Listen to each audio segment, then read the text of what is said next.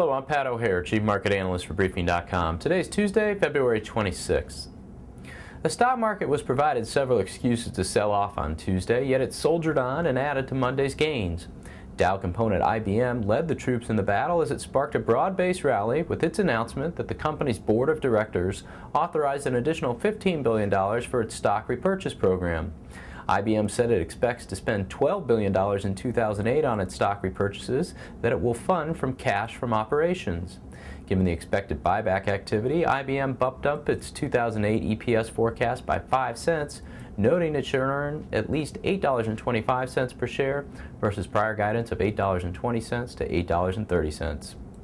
The technology sector drafted off IBM's encouraging news and carried the broader market higher along with the retailers, many of which rallied following a mixed batch of earnings results from the likes of Home Depot, Target, Macy's, Nordstrom, AutoZone, and Radio Shack.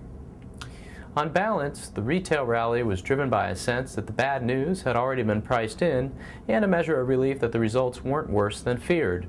Home Depot typified this response as it ended the day little change despite missing analysts' consensus fourth quarter EPS estimate by 3 cents and warning that it anticipates earnings from continuing operations to decline 19% to 24% on a per-share basis in 2008. The disappointing report from Home Depot was one of the excuses the market could have used to sell off. Tuesday's economic releases provided plenty of excuses too. The Producer Price Index offered the most stirring excuse since it peaked inflation concerns with a 1% reading in total PPI that took the year-over-year gain to 7.4%, the highest rate of increase since October 1981. Core PPI, which excludes food and energy, jumped 0.4%, leaving the year-over-year increase at 2.3%.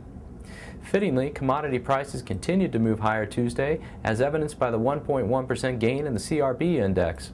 Wheat prices, which surged 8% to $12.14 per bushel, led the advance. Oil prices increased 1.9% to $101.09 per barrel, marking a new non-inflation adjusted closing high. Strikingly, neither the PPI data nor the commodity inflation caused much fallout in either the stock or bond markets. Participants had already digested the CPI data for January, so it wasn't entirely surprising that the PPI data were worse than expected. Fed Vice Chairman Donald Cohn, meanwhile, gave a speech in which he said he doesn't expect elevated inflation rates to last and that credit market turmoil and growth risks are the greater threat. On that note, the Conference Board reported that consumer confidence fell to a 5-year low in February, while the S&P Case-Shiller Home Price Index for 20 U.S. metropolitan areas declined 9.1% in December. The disappointing economic data notwithstanding, all 10 economic sectors closed higher Tuesday. Energy, up 1.4%, was the best performer, followed by consumer discretionary and technology, which gained 1.2% and 1% respectively. The financial sector tacked on 0.2%, with Moody's following on the heels of Standard & Poor's and affirming MBIA's AAA rating. I'm Pat O'Hare for Briefing.com. Thanks for listening and have a good evening.